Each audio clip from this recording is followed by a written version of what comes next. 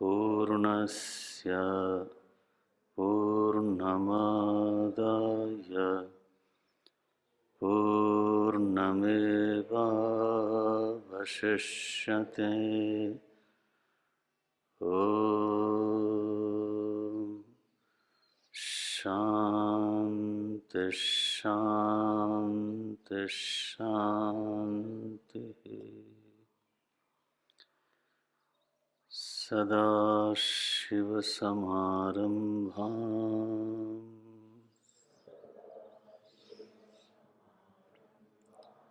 शङ्कराचार्यमध्यमाम्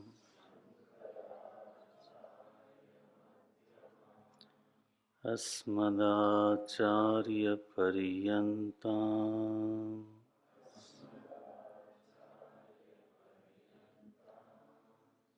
वन्दे गुरुपरम्पराम्।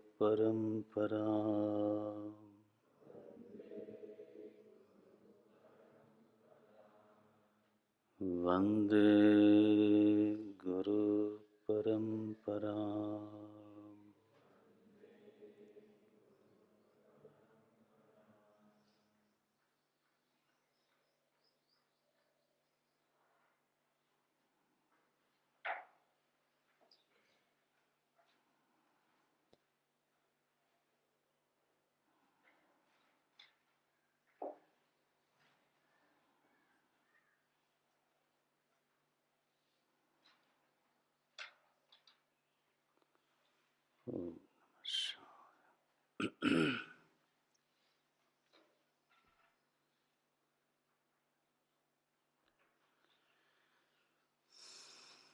उपमान प्रमाण की पूर्व कक्षा में चर्चा हो रही थी। इस प्रमाण व्यापार में भी कभी कभी दोष उत्पन्न होते हैं, तो उसमें दोष के जो स्थान हैं वो एक तो यही है कि उपमा का यदि हमारे सामने सही उपमा की यदि सही प्राप्ति न हो तो उपमिति ज्ञान का जो मुख्य कारण है कहीं वही अधूरा है, दूषित है। और दूसरा दोष कभी ऐसा आता है कि जो हमारा उपमेय है, माने जहाँ पर हम उपमा कर रहे हैं, जहाँ पर हम अनुमान कर रहे हैं एक तरह से, तो वहाँ जो सादृश्य है, तो वो सादृश्य होते हुए भी कदाचित भ्रामक होता है। इसका मुख्य जो दृष्टांत है वो अभिनय के क्षेत्र में है। जैसे हम लोग अपने जीवन में देखते हैं कि जब क्रोध आता है तो एक विशेष रूप की मुख की आकृति हो जाती है ना। जब लज्जा आती है तो भी एक आकृति बनती है। जब मन में दुख होता है तब भी एक आकृति बनती है। तो हमने दुख के साथ अथवा मनोभावों के साथ, जब श्रद्धा होती है, जब प्रेम होता है, जब ईर्ष्या होती है, मनोभावों के साथ देह की एक मुद्रा, एक आकृति का निर्माण होता है। वैसे तो उसको अलग से एक प्रमाण बोलते हैं लोग, हमने गिनाया था मुद्रा प्रमाण। तो उस मुद्रा को देख करके एक प्रमिति का जन्म होता है।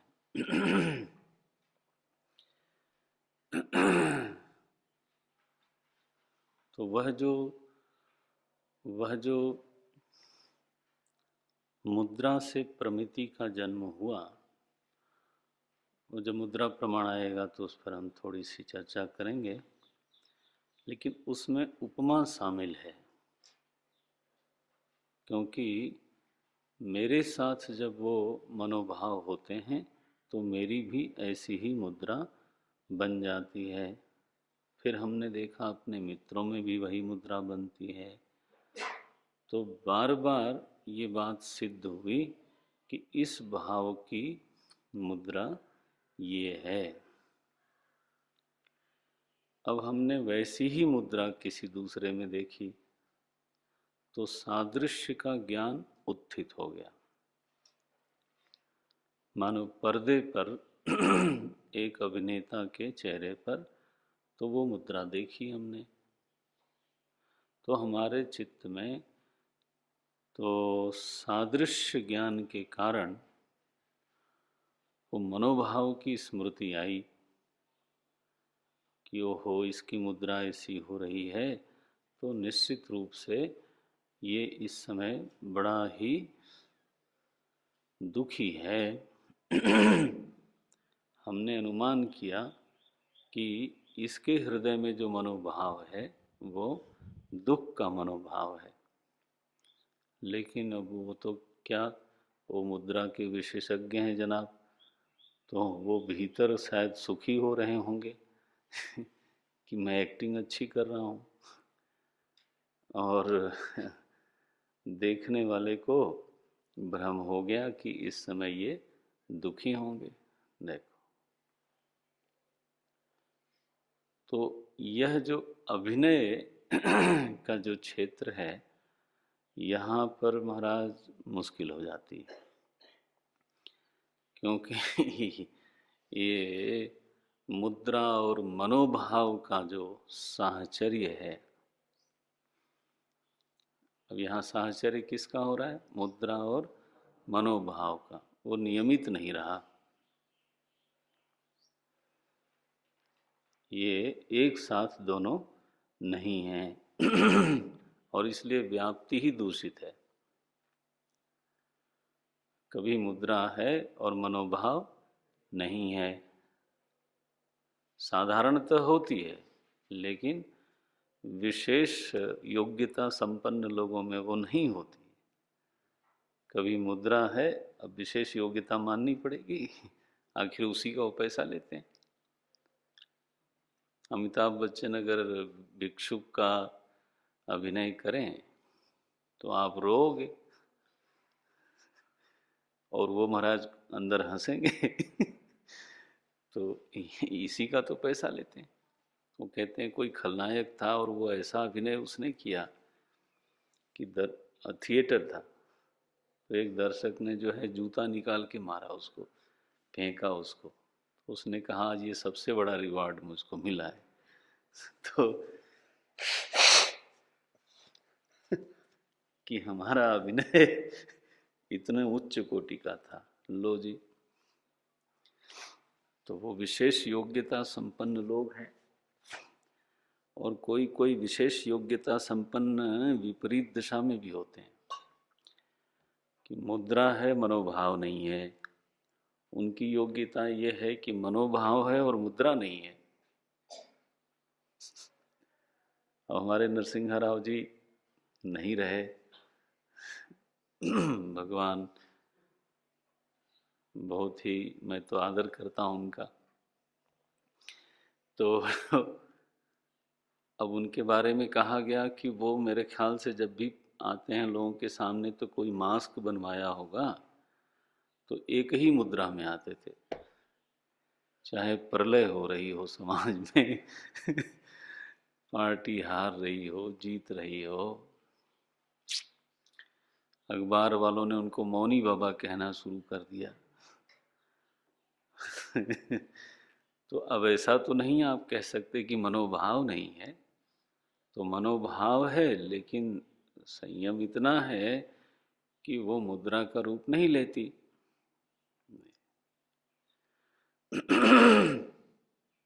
और संयम ही एक तरह का।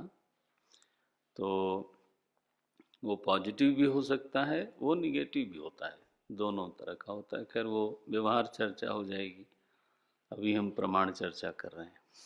तो उसमें तो भ्रम के ये क्षेत्र हैं कि चूंकि मुद्रा और मनोभाव का सहचार का नियम नहीं है, पक्का नियम नहीं है, और इसलिए, और कभी नियम है भी, अधिकतर लोगों में वो नियम दिखता है, तो अपनी उपमा बना ली हमने और फिर वो उपमिति किया।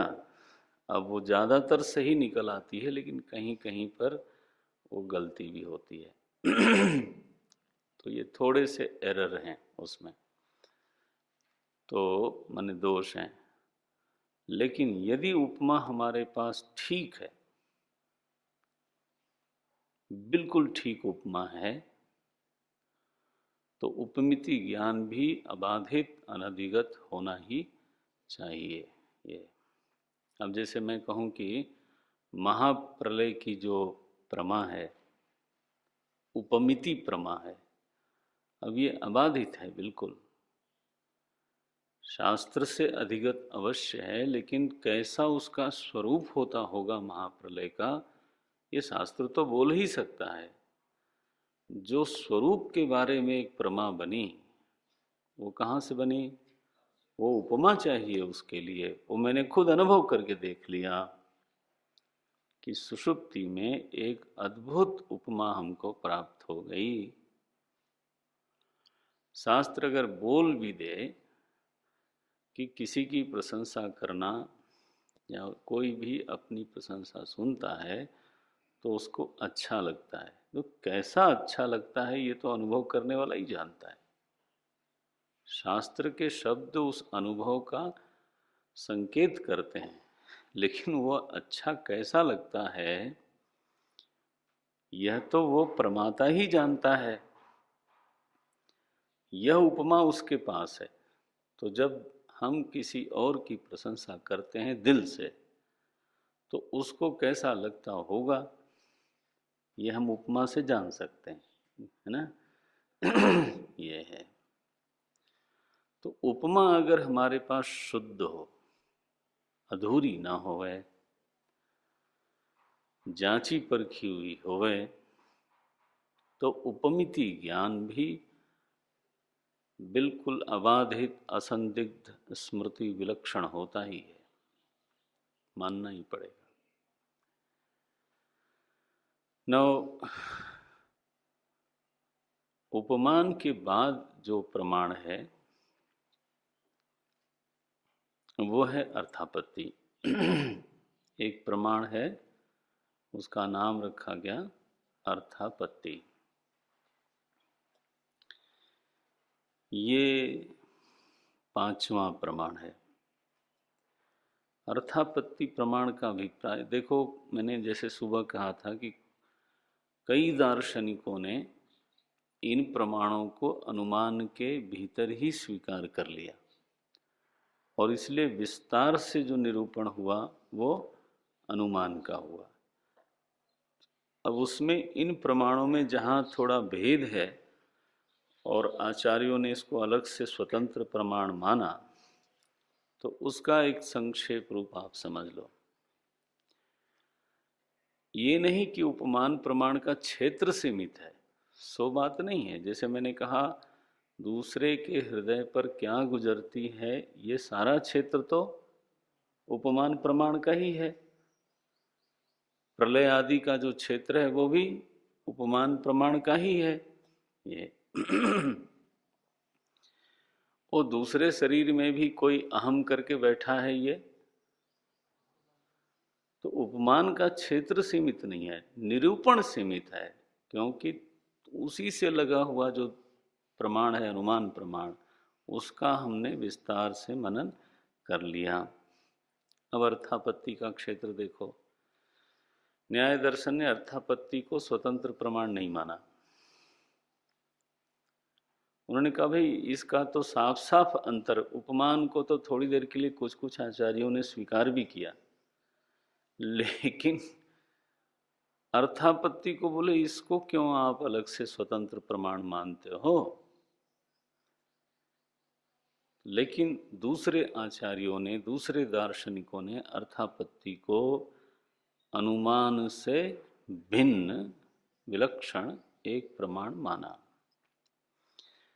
इस प्रमाण का स्वरूप क्या है, वो कैसा बोलते हैं कि जो अनुपपन्न वस्तु है उसका दर्शन हो रहा है। मैं इन शब्दों को खोलता हूँ, पहले इसको साफ कर लें, सुन लें। अनुपपन्न, अनुपपन्न माने प्रत्यक्ष में एक चीज दिख रही है और उसकी उपपत्ति कैसे हुई, वो कैसे सिद्ध हो गई, उसके हेतु उसको आसपास कहीं दिख नहीं रहे हैं। वो चीज भी न दिखे तो कोई बात नहीं, लेकिन चीज तो दिख रही है। दरवाजा खोला तो चारों तरफ मिट्टी गीली दिखी। अब बोले रात को उठ के किसी ने पानी इतना तो दिया नहीं, और कितना पानी देगा, जहां देखो वहां पानी है। तो एक दृश्य हमारे सामने है, उसको हम मना नहीं कर सकते, लेकिन वो दृश्य कैसे प्रकट हो गया, उसके जो संभावित हेतु हैं वो वहां पर अनुपपन्न है, अविद्यमान है, वो दिखता नहीं। बरसात अभी तो नहीं हो रही है, अभी तो कोई पानी नहीं दे रहा है, और इतनी दूर तक तो पानी नहीं दे सकता। अनुपपत्ति, इस शब्द को पकड़ना, अर्थापत्ति में एक मुख्य घटक है ये। क्या? अनुपपत्ति। अनुपपत्ति शब्द का अर्थ होता है कैसे बोलें इसको,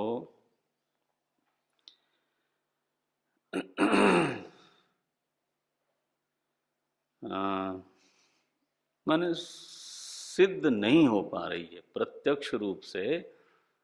जो सामने दृश्य है वह सहेतुक नहीं लगता, उसके हेतु अविद्यमान दिखाई देते हैं। हाँ, ऐसे बोले तो ठीक है, उसके हेतु अविद्यमान है, लेकिन दृश्य है, और दृश्य ऐसा है जिसका आप नकार नहीं कर सकते।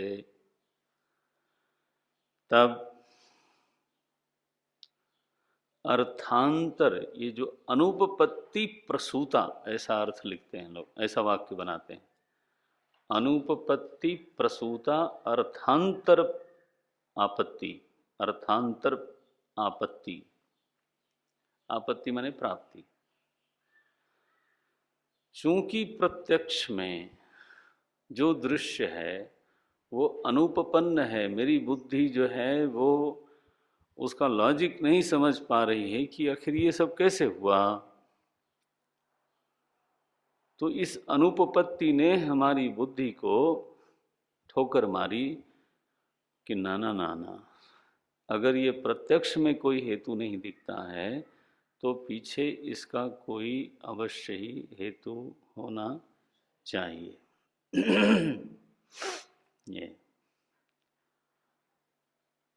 बरसात नहीं हुई होती तो ये हो नहीं सकता, इतनी बड़ी पृथ्वी गीली हो जाए, ये हो नहीं सकता। भले ही इस समय बरसात न हो रही हो, बादल बिल्कुल साफ हो, सूर्योदय हो गया है, सूर्यदेव चमक रहे हैं, इसके बावजूद, और सोते समय भी बादल बिल्कुल नहीं थे, ये इसके बावजूद नारायण बीच में जरूर ही बादल आए होंगे और वर्षा हुई है, तो बिना वर्षा के इतनी बड़ी भूमि गीली नहीं हो सकती। तो रात्रि में वर्षा होने की जो प्रतिपत्ति हुई, रात्रि में बरसात हुई, यह जो प्रमा उत्पन्न हुई, इस प्रमा को बोलते हैं अर्थापत्ति की प्रमा, अर्थापत्ति प्रमा। आपत्ति माने होता है प्राप्ति, अर्थ की प्राप्ति हो गई। कौन से अर्थ की? जो सामने उसको किसने प्राप्त कराया? बोले अनुपपन्न दृश्य ने।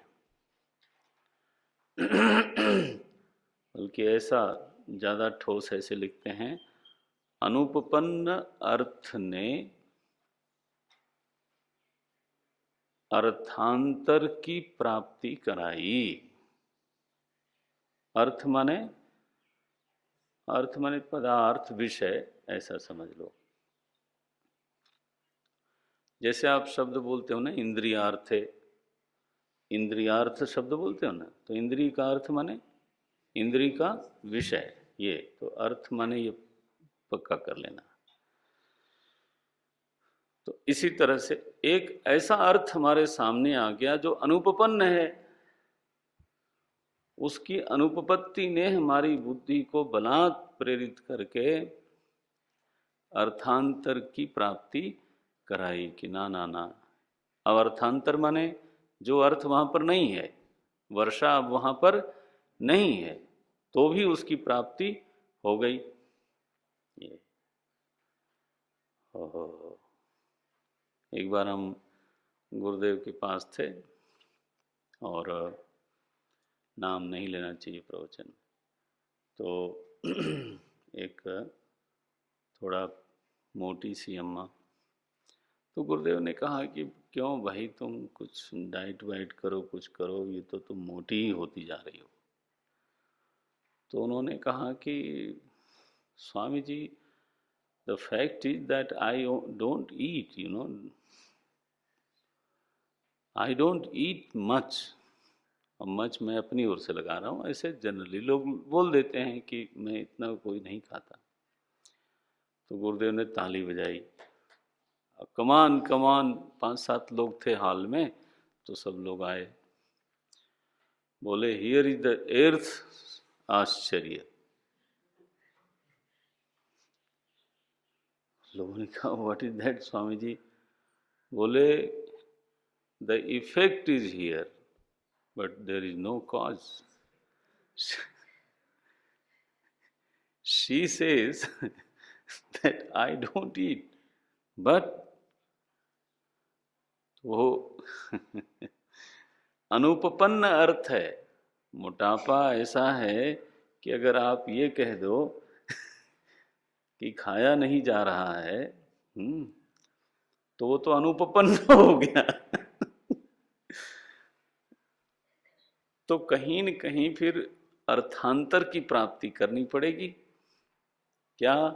पहले बहुत खाया होगा, पहले कसरत बहुत करी होगी, वो छोड़ दी होगी, या फिर रात को खाता होगा।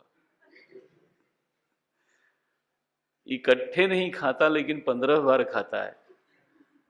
ऐसे माने कई जगह होता है कि आदमी जो है एक बार में देखा जाए तो एक रोटी खाएगा, लेकिन दिन भर जब चलता ही रहता है कार्यक्रम तो विनोदी दृष्टांत है कि देवदत्त पीवरः, ये अर्थ सामने विद्यमान है। देवदत्त नाम का एक व्यक्ति है, वो मोटा है। देवदत्त पीवरः, दिवा न भूंगते, लेकिन दिन को बिल्कुल खाता नहीं। तो अब ऐसी स्थिति हो गई कि ये अनुपपन्न अर्थ हो गया कि बिना खाए ये कैसे हो गया? पीवरत्वम कथम। तो अब अर्थांतर की प्राप्ति हुई। क्या? रात्रि भोजनम करिष्यति एव, करोति एव। तो रात्रि भोजन का जो अर्थांतर है वो प्राप्त हो गई। देवदत्तः पीवरः दिवा न भुंगते। ये दिवा न भुंगते क्यों बोलना पड़ा? अनुपपत्ति दिखाने के लिए। भाई पीवर होना अनुपपत्ति नहीं है।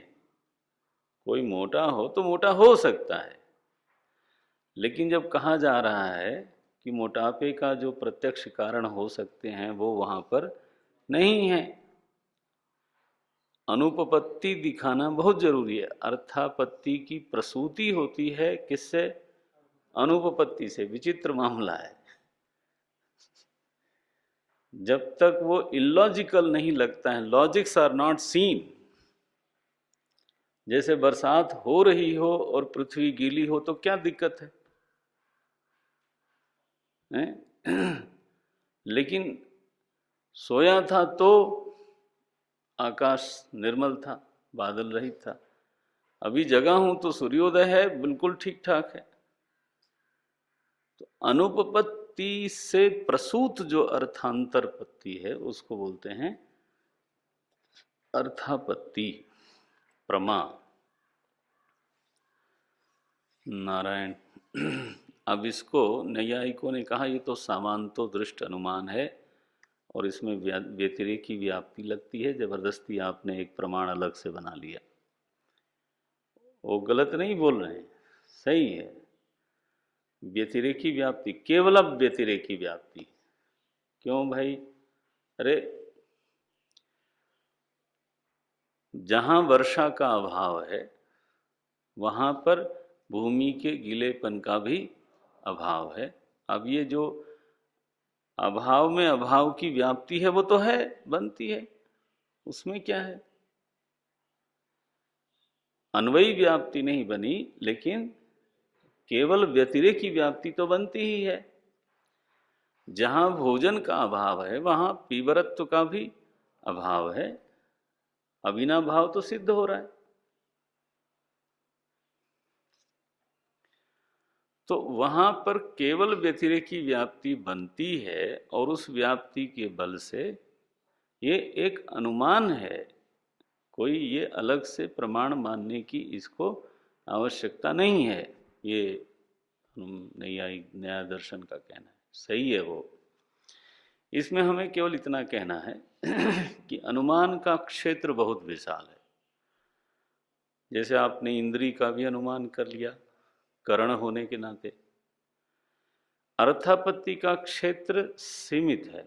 क्या सीमित है? कार्य को देख करके वो कारण का अनुमान करते हैं।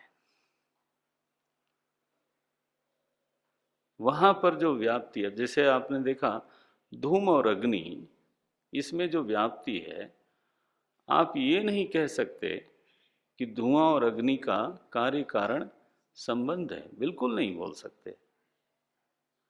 अगर ईंधन न हो, अग्नि हो तो, और ईंधन भी बिल्कुल सूखा हो, संभव है न निकले। तो आर्द्रता जो है वो धूम की में कारण बनती है, लकड़ी में जो आर्द्रता है। तो जो व्याप्ति, अनुमान में जो व्याप्ति का क्षेत्र है वो बहुत ही व्यापक है।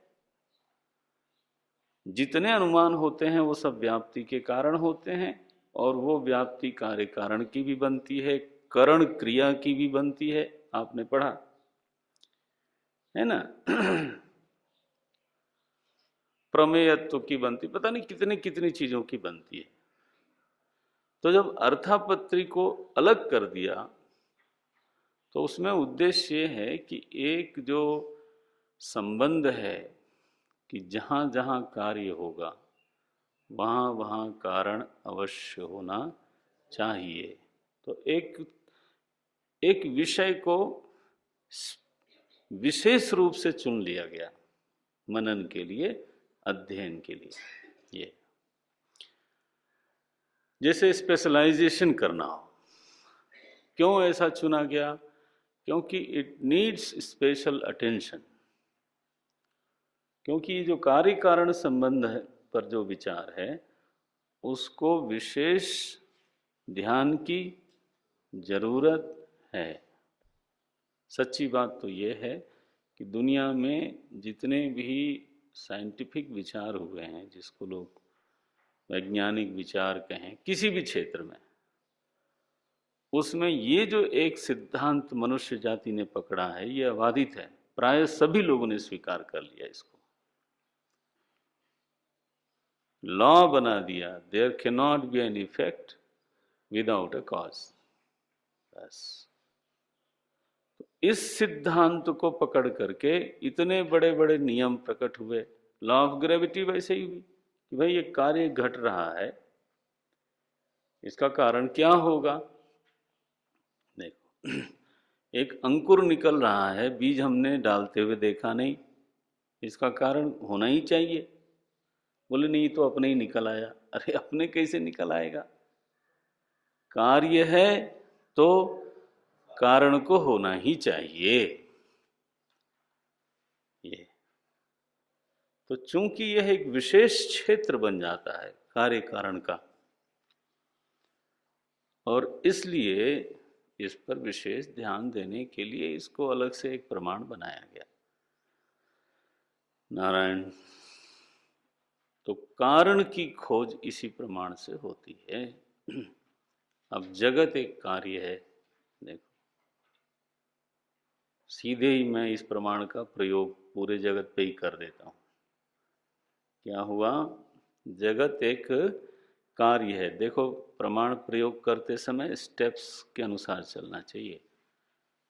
जगत का कोई कारण होना चाहिए ऐसा बोलना बहुत सही नहीं है। कोई पूछ ले क्यों कारण होना चाहिए, तब क्या बोलोगे? चूंकि ये कार्य है, पहले ये सिद्ध करो कि जगत एक कार्य है। कैसे कार्य है? क्योंकि यहाँ की प्रत्येक वस्तु उत्पन्न हो रही है। जगत किसी एक चीज का नाम नहीं है, बल्कि उत्पद्यमान वस्तुओं के समूह का ही नाम जगत है।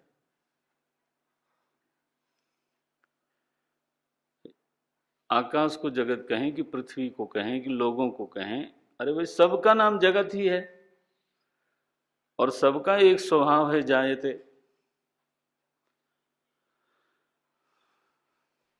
और सभी चीजें विनश्यमान है, प्रतिक्षण विक्रियमाण है, और बीच में एक काल पर्यंत तक उनमें स्थिर हैं ऐसी प्रतीति भी होती है। तो इस जगत शब्द का निर्माण ऐसे किया लोगों ने, जायते गच्छति तिष्ठति इव। तो हलंत है, तिष्ठति इव, मानो तो थोड़ा स्थिर भी है। तो कार्य का लक्षण क्या है? जो उत्पन्न हो वो कार्य है। मूल लक्षण कार्य का इतना ही है, जो उत्पन्न हो वो कार्य हो, कार्य है। इफेक्ट अंग्रेजी में लोगों ने कहा। तो इफेक्ट माने क्या? जो पैदा हो, जो उत्पन्न हो। ओके, अब सभी को उत्पन्न होते हुए हमने देखा नहीं, तो जिसको हमने नहीं देखा और हमारे मित्रों ने भी नहीं देखा और हमारी पूरी पीढ़ी ने नहीं देखा, हमारे इतिहासकारों ने नहीं देखा, मानो पृथ्वी को उत्पन्न होते हुए किसी ने नहीं देखा, तो अब वो कार्य है कि नहीं है, कैसे बोलें? पहले उसका कार्यत्व सिद्ध होगा, तभी फिर उसके कारण की बात आएगी। अगर सपोज ये सिद्ध हो जाए कि पृथ्वी कार्य ही नहीं है, तो फिर उसके कारण की खोज क्यों करोगे? बात खत्म हो गई।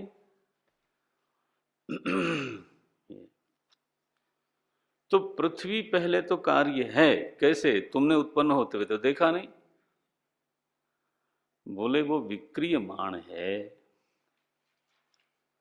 अब देखो, प्रत्यक्ष में अगर कोई चीज विक्रियमाण है, विकारी है, तो निश्चित रूप से फिर एक दिन विकृत होते होते वो नष्ट होगी। तो जो नश्यमान है, विक्रियमाण है, वो उत्पद्यमान होनी ही चाहिए। ये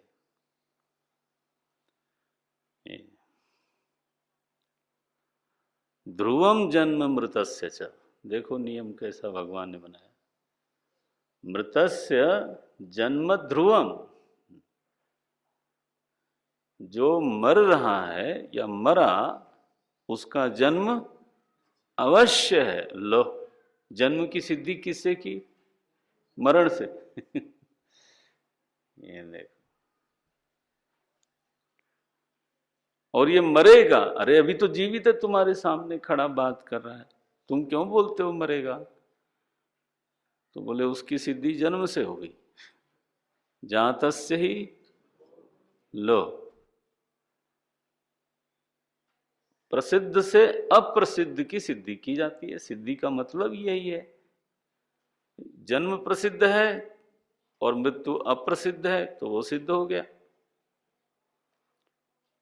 और अगर मृत्यु प्रसिद्ध हो रही है तो जन्म भी होगा, ये भी सिद्ध हो गया। सो जायते तिष्ठति व नश्यति, यह तत्कार्यम। कार्य का लक्षण ये बना कि जिसमें जन्म है, जिसमें विकार है और जिसमें नाश है, उसको बोलते हैं कार्य। मूल लक्षण तो केवल इतना ही है। जैसे अंग्रेजी में अगर इफेक्ट बोलें तो इफेक्ट डज नॉट से कि ये मरेगा भी, लेकिन जब आप लक्षण पूरा बनाओगे तो ये बनाना पड़ेगा, जिसका जन्म हुआ, जिसमें विकार है, जिसमें नाश है, उसका नाम है कार्य। अब इस लक्षण की परीक्षा करके सिद्ध कर लो। लक्षण की परीक्षा पूरी होनी चाहिए, वो करके देख लो। कहीं भी इस लक्षण का व्यभिचार होता है क्या? नहीं होगा लक्षण का व्यभिचार। जहां जहां जन्म वहां वहां कार्यत्व सिद्ध ही है, और आज नहीं तो कल उसका नाश भी सिद्ध ही है ये। और उसमें कंटिन्यूअस विकार संभव है। एक ही चीज ऐसी है जिसका जन्म हुआ, लय भी होगा, लेकिन बीच में विकार दर्शन नहीं होता, वो है व्योम, नारायण, आकाश। और इसलिए हमारे न्याय के आचार्यों ने कहा कि आकाश नित्य है। अब देखो, उनका कहना भी समझना चाहिए कि वो ऐसा क्यों बोलते हैं। भाई, हमने जन्म होते हुए देखा ही नहीं, तो उसका अनुमान करते हम कि इसका जन्म हुआ है। अगर उसमें वर्तमान में विकार होता, मरण हम में से किसी ने देखा नहीं, न देखेगा। आकाश का मरण कौन देखेगा? तो आकाश की उत्पत्ति देखी नहीं, लय देखी नहीं, बीच में विकार दिखता नहीं, निरवयवत्वात् असंगः।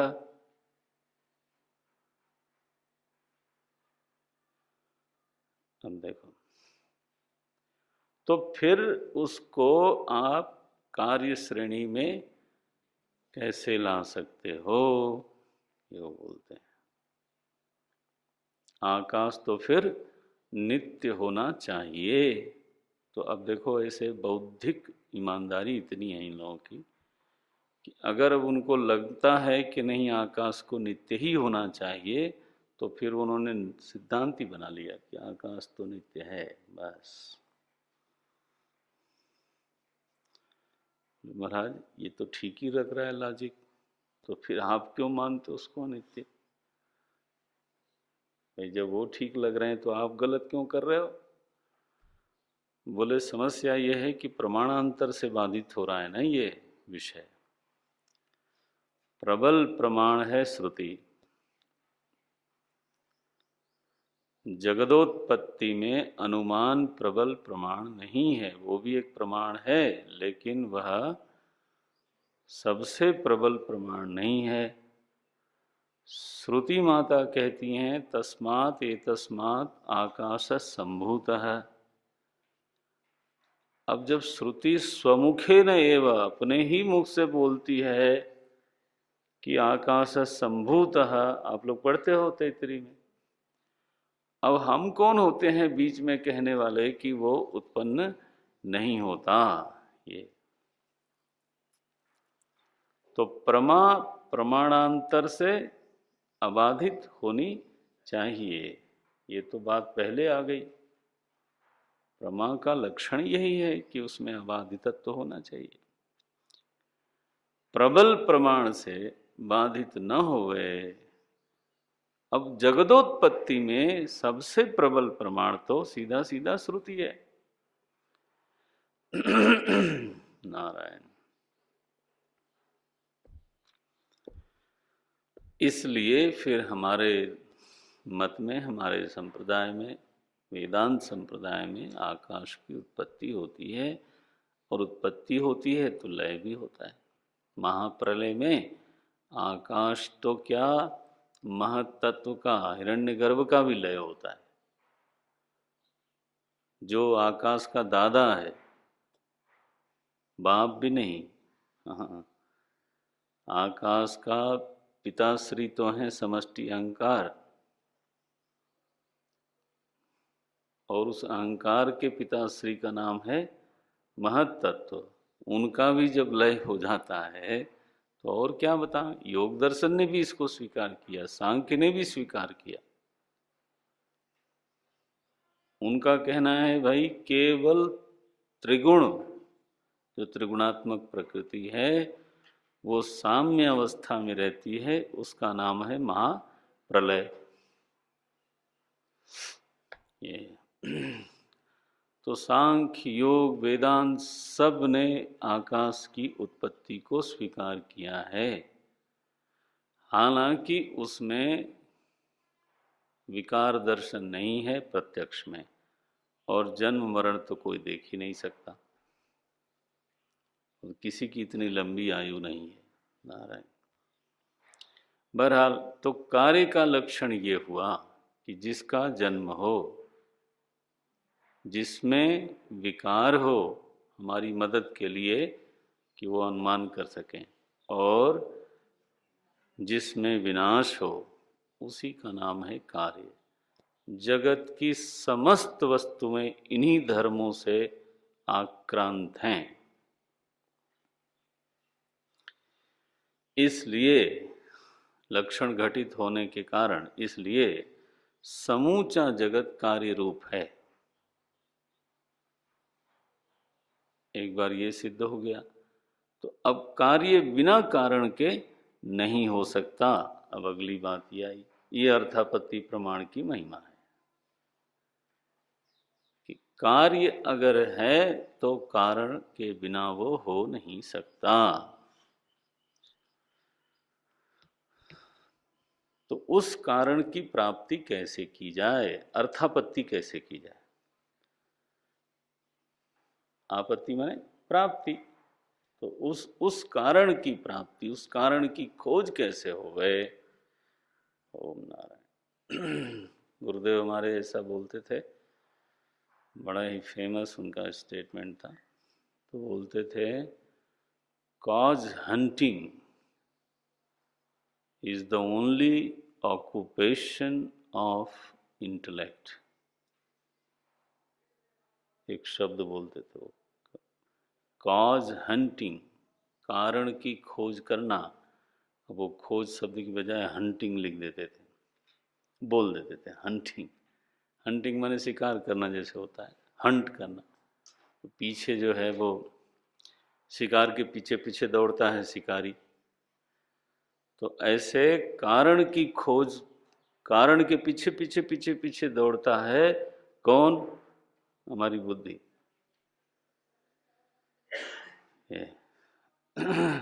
Cause hunting is the only occupation of the intellect, ये बोलते थे। बुद्धि का, ओनली शब्द बोल दिया, बुद्धि का एक ही आग्रह है कारण की खोज करना, कारण की खोज करना। और इसी खोज का परिणाम हो गई all the branches of the different knowledges. अब खांसी आई, ये तो सिम्टम है। क्यों आई, कारण की खोज करनी शुरू करी। शरीर में बीमारियां आई, क्यों आई, इसकी खोज शुरू करी, मेडिकल साइंस बन गई। दिन होता है, रात होती है, क्यों होती है, मनुष्य का मस्तिष्क ये मांग करता है जानने के लिए क्यों होती है, क्यों हुई भाई आखिर ये दिन, हमने तो नहीं किया। भूगोल शास्त्र ऐसे ही निकला, पृथ्वी में भूकंप क्यों आता है, ऋतु क्यों बदल जाती है। अभी थोड़े दिन पहले आप लोग पंचकोश में बिल्कुल बैठे थे, अब बिना साधना के ही पंचकोश उतरने लग गए। एक इनर, इसके बाद कुर्ता, फिर एक स्वेटर, फिर दूसरा, फिर ओ महाराज, कोई कोई अद्भुत प्राणी बन के आते थे, 6-8 कोस भी पहने हुए थे। वेदांतातीतः, वेदांत में केवल 5 कोस की बात आई, यहाँ 8 तीत। तो अब सडनली जो है वो उतर गए, कम हो गए, थोड़े दिन और सही। तो ये क्यों होता है, जब इसकी कॉज हंटिंग की गई तब भूगोल निकला। पृथ्वी में से कहीं सोना निकल आता है, कहीं कोयला निकल आता है, कहीं तेल निकल, आखिर क्यों हो रहा है ये। तो कॉज हंटिंग ये है मेन, इसलिए मैंने कहा इस पर चूंकि एक विशेष क्षेत्र है तो एक्सक्लूसिवली पूरी तरह से इस पर ध्यान देने की जरूरत भी होती है। तो इसका विस्तारण किया लोगों ने कि कार्य कारण के संबंध में कारण 3 प्रकार के होते हैं। अब आया विस्तार उसका। एक कारण को उन्होंने उपादान कारण कहा, दूसरे को निमित्त कारण कहा और तीसरे को साधारण कारण कहा या करण कारण कहा। देखो अगर खोज नहीं करते तो ये 3 कारणों की फिर प्राप्ति नहीं होती। भाई देवदत्तः पीवरः दिवा न भुंक्ते रात्रि भोजनम करोति एव,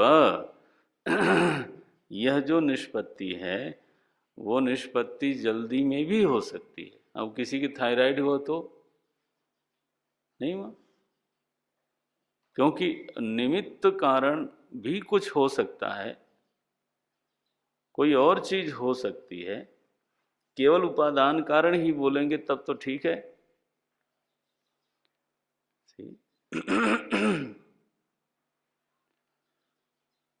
तो कारणों में ये खोज के ये तय कर लिया कि नहीं, चौथा कोई कारण अलग से मानने की जरूरत नहीं है। 3 कारण सारे कारणों को अपने भीतर समेट लेते हैं बस।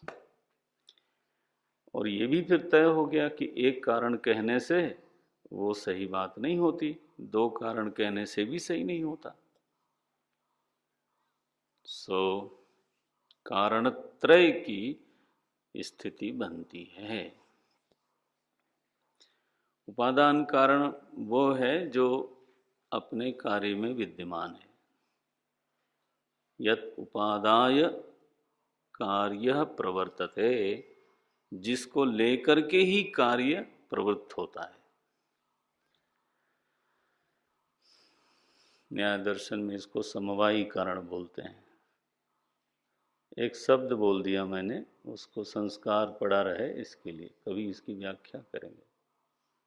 उपादान कारण जैसा हम समझते हैं वैसा वो समवायी कारण, इसको समवायी कारण की परिभाषा वो उनकी नहीं है, मिलती जुलती है लेकिन एग्जैक्ट नहीं है।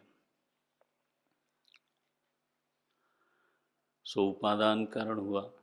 दूसरा निमित्त कारण। अब निमित्त कारण को प्रायः हम लोग ऐसा समझ बैठते हैं या मान लेते हैं कि निमित्त कारण सजीव होना चाहिए, है ना, निमित्त कारण में जीवन होना चाहिए। आप समझिए निमित्त कारण वो कारण है जो कार्य में विद्यमान नहीं है। नारायण। लेकिन कार्य को वो आकार देने का निमित्त बनता है।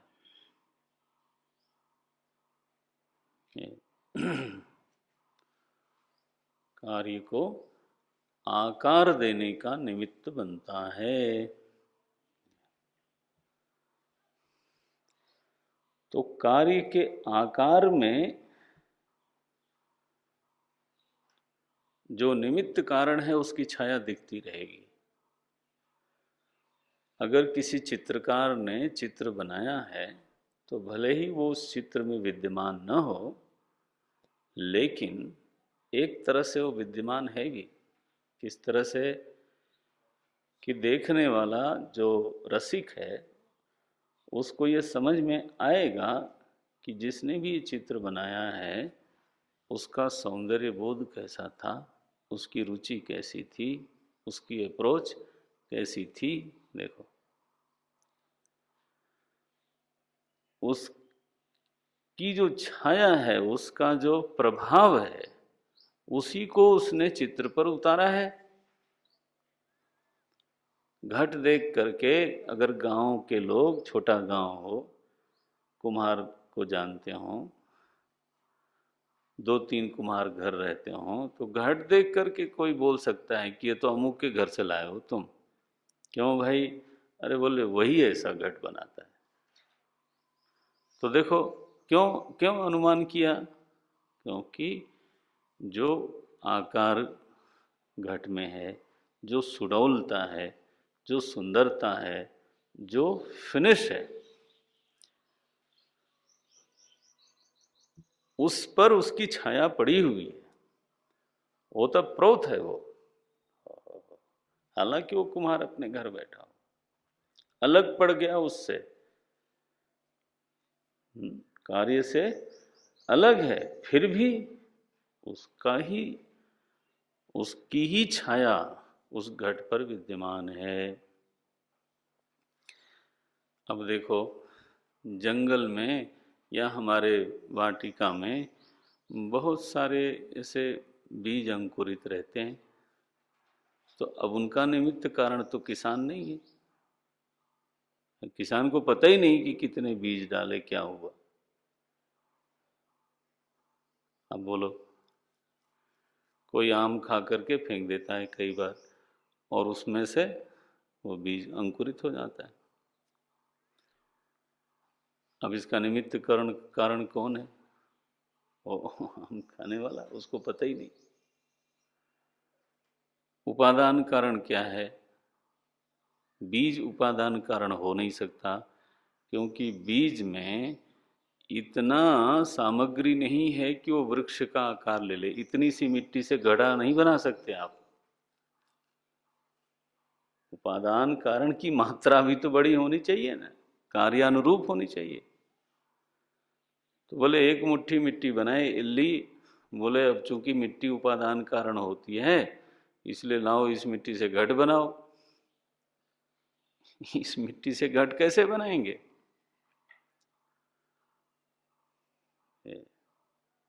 तो बीज में तो उतनी सामग्री नहीं है कि वो, हाँ, बट वृक्ष के रूप में खड़ा हो जाए। तो बट वृक्ष का उपादान कारण, हाँ, बीज तो नहीं हो सकता। कौन होगा? पंचभूत होगा। उसमें जल भी है, उसमें ताप भी है, उसमें अवकाश भी है, क्या नहीं है। तो वट वृक्ष का ये मत बोल देना कि मिट्टी है, that will be hasty statement. केवल मिट्टी तोड़ो भरी पर कोई वट वृक्ष कोई घट जैसा नहीं है, पंचभूत है। वो भी किसी जीव का शरीर है, नारायण। तो जैसे आपका शरीर पंचभूत से है, वैसे ही उसका भी शरीर पंचभूत से है। सिंपल। ना निमित्त कारण कौन है?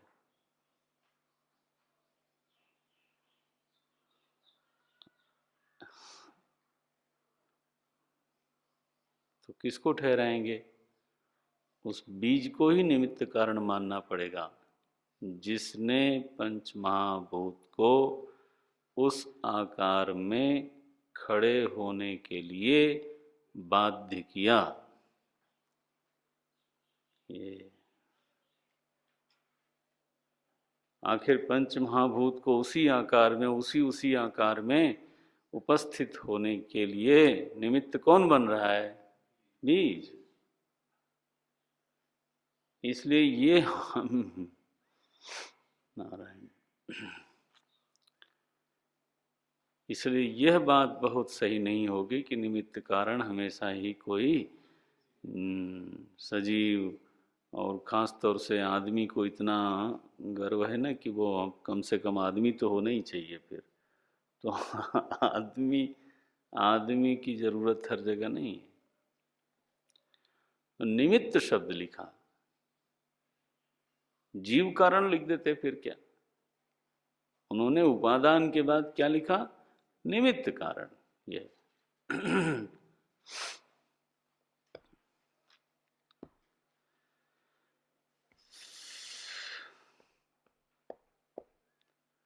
अच्छा बताओ, मैंने बोला था वैसे तत्वबोध में ये प्रकरण आपको स्मरण होगा तो बोला होगा, इस शरीर का कारण पंचभूत है और निमित्त कारण सत्कर्म है। माता पिता नहीं, सत्कर्म। इसीलिए वहां सत्कर्म जन्य ही कहा, क्योंकि इस आकार में शरीर खड़ा है और इतने दिनों तक खड़ा है, इसका हेतु और कोई हो ही नहीं सकता।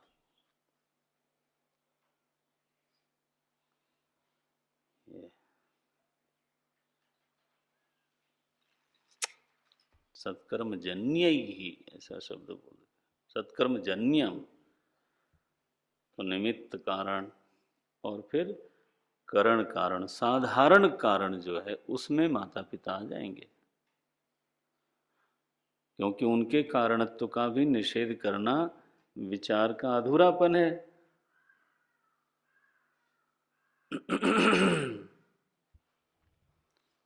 तो हमने स्थूल शरीर के 4-5 कारण हमने तत्वबोध में गिनाए थे, उसमें मूल में तो अविद्या ही कारण,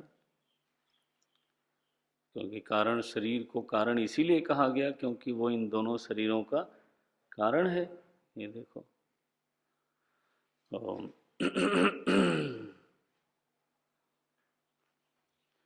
सो कारण का अनुमान करना एक विशेष अनुमान हो गया, और उस विशेष अनुमान का नाम रखा गया क्या? अर्थापत्ति। ये क्यों हुआ?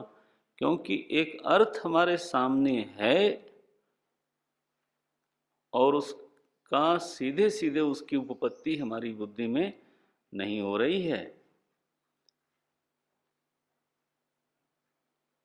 तो कैसे ये उपपन्न हुआ, इसकी खोज करने के लिए बुद्धि चल पड़ती है, प्रेरित हो जाती है।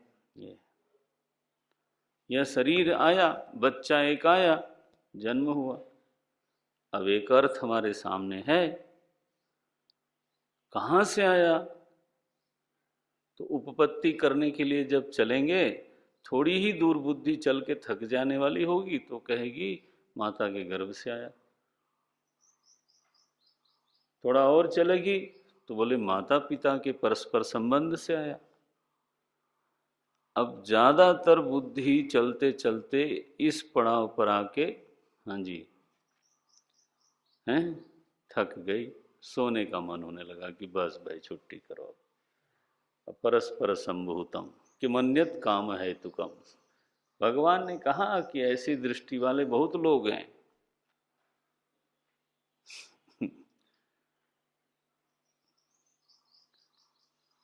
वो नहीं कहेंगे सत्कर्म जन्यम और कोई जीव है और कोई उसके पीछे कारण शरीर लगा हुआ है।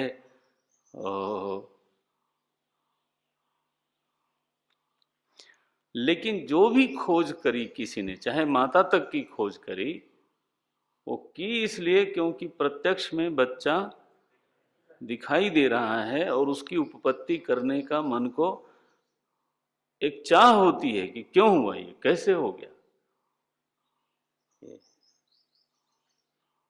अनुपपत्ति प्रसूता, क्या शब्द देते हैं लोग, अनुपपत्ति से प्रेरित होकर के, प्रसूत होकर के, प्रसव माने पैदा होना, बच्चा पैदा होना की अर्थ में, तो इस अनुपपत्ति से ही अर्थ अनुपपत्ति से प्रसूत होकर के अर्थांतर की प्राप्ति करना, ये अर्थापत्ति प्रमाण है, प्रमा है। और उसका जो करण है ना मुख्य, जैसा नैयायिकों ने कहा, वो बिल्कुल आपको स्वीकार करना चाहिए, उसका करण है केवल व्यतिरेकी व्याप्ति। उससे उसका जब परामर्श होता है, लिंग परामर्श, व्याप्ति बनी हुई है, लिंग दर्शन हुआ, क्या व्याप्ति बनी हुई है कि कार्य होगा तो कारण होगा। लिंग दर्शन क्या हुआ, कार्य दर्शन हो गया। जब कार्य दर्शन हो गया तो फिर इसका कारण कौन है, व्याप्ति वाला जो सहचार वाला है वो किधर गया। तो कार्य बिना कारण के हो नहीं सकता, जैसे धूम बिना ये सहचार, यहाँ व्यतिरेक सहचार है। तो फिर अनुमान करना शुरू हुआ कि नहीं, इसका कोई कारण होना चाहिए। अर्थापत्ति प्रमाण से जगत के कारणत्व की ओर सारे विचारक दुनिया के गए, चाहे किसी ने चार भूत कहा हो, चाहे किसी ने एनर्जी कहा हो, चाहे किसी ने अणु परमाणु कहा हो, चाहे किसी ने 9 द्रव्यों का नाम लिया हो, किसी ने 2 प्रकृति पुरुष का नाम लिया, किसी ने कर्म को नाम लिया, नारायण, किसी ने विज्ञान का नाम लिया। विज्ञान धारा है ये प्रपंच। किसी ने ब्रह्म का नाम लिया। ऐसे इस सभी ने जो रास्ता चुना वो किसका, कार्य कारण, कार्य कारण, कार्य कारण संबंध। इसमें हम लोगों का जो वेदांत संप्रदाय का कहना है, दृढ़ मत है इस विषय में कि अनुमान में कभी भी पूरी स्पष्टता होती नहीं, ये अनुमान का निर्बल पक्ष है। अनुमान हमेशा ही एकांशी होता है, एकांगी होता है, अस्पष्ट होता है। देखो, अस्थि बोधक हो जाता है, लेकिन विशेष का बोध अनुमान में हो नहीं पाता। जैसे बोलना ही पड़ेगा, जैसे धूम से आपने अग्नि का अनुमान कर लिया, लेकिन वहाँ अग्नि का रंग क्या है, हाँ, उसका जो तेजस्विता है, उसका जो परिमाण है ना, उसमें जो उष्णत्व है, ये सब हमारी प्रमा से दूर ही रहेगा।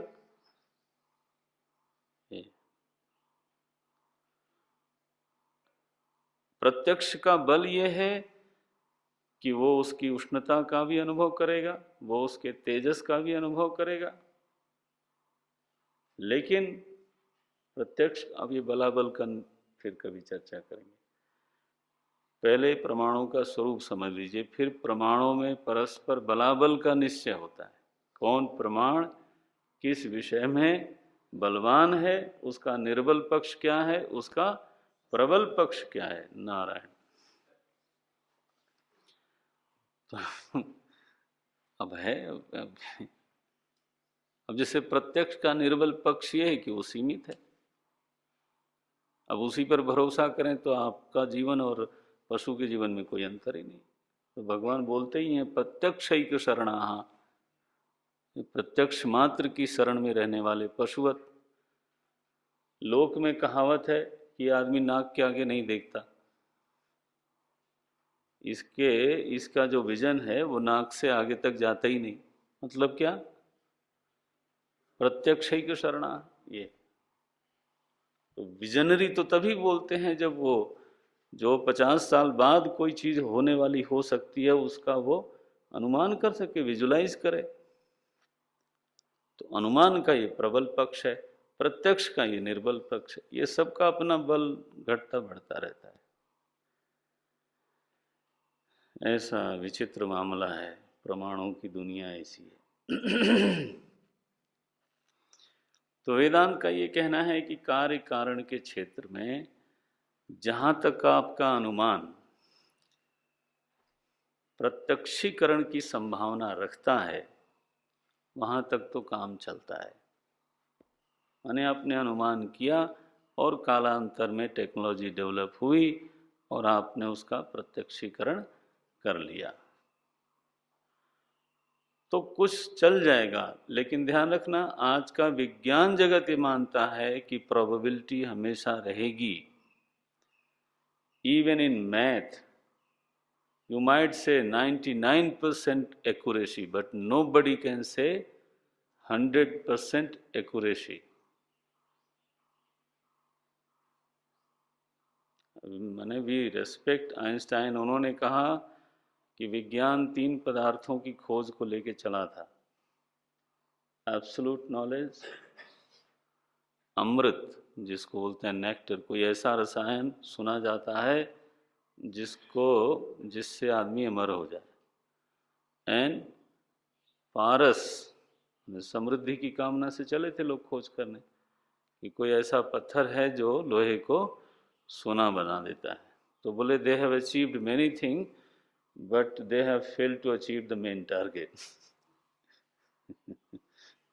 वो पारस पत्थर मिला नहीं। हाँ, कोई ऐसा रसायन मिला नहीं जिससे लोग आज तक अमृत हुए हों। और उन्होंने एक बहुत बड़ी बात कही कि ज्ञान में रिलेटिविटी बनी रहेगी हमेशा। The absolute knowledge is not possible simply. Relativity की थ्योरी ऑफ रिलेटिविटी इतनी प्रसिद्ध हुई। वो तो कहते हैं कि जो आप देखते हो ना, उससे भी वो रिलेटिव हो जाता है। Even that has an effect on the object of knowledge. Low, so absolute जिसको आप नॉलेज कहते हो वो पॉसिबल ही नहीं है। सिंपल, गोल चक्कर में घुमा देते हैं।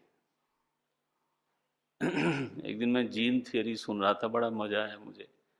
इतने जीन हैं, दिस दैट, और फिर सडनली बोले, बड़ी बड़ी महिमा बताई, और सडनली बोले एक जीन भी इधर से उधर कर देता है सारे को। हमने कहा लो, सब कुछ करने के बाद जैसे थे कि ले जगह पे लाके खड़ा कर दिया।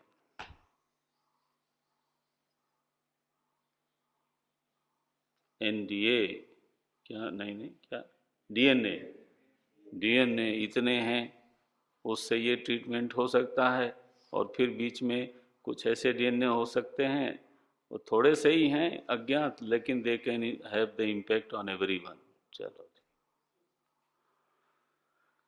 तो पंचदशीकार याद आए उस दिन।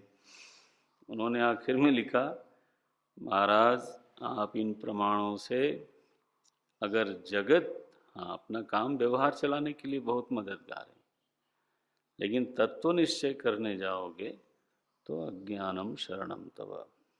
वो एक शब्द उन्होंने लिख दिया, अज्ञानम शरणम तव।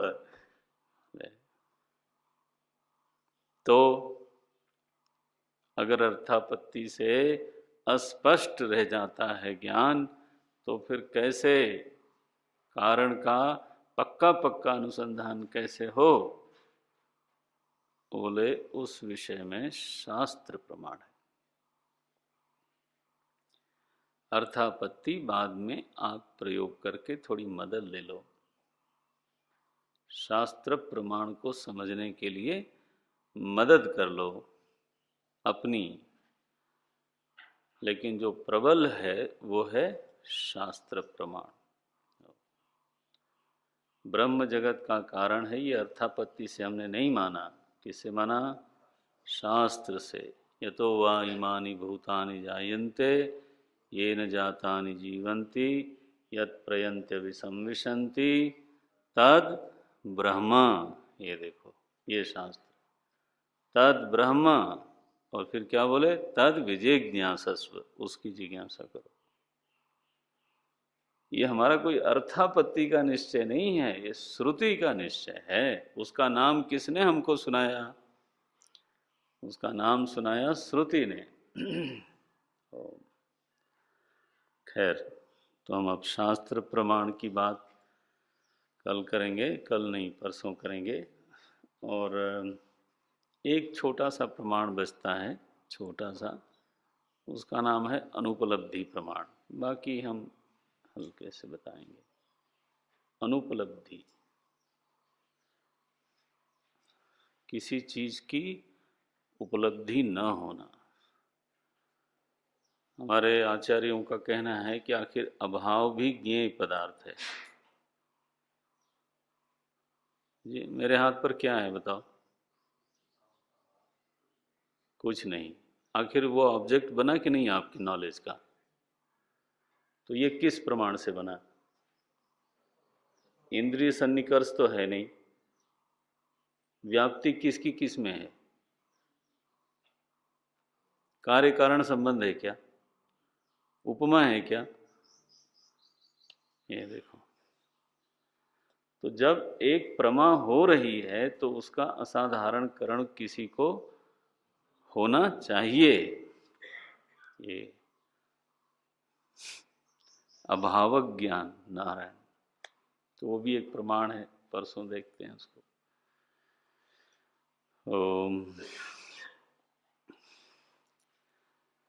ओम पूर्णमदः पूर्णमिदं पूर्णात् पूर्णमुदच्यते पूर्णस्य पूर्णमादाय पूर्णमेवावशिष्यते।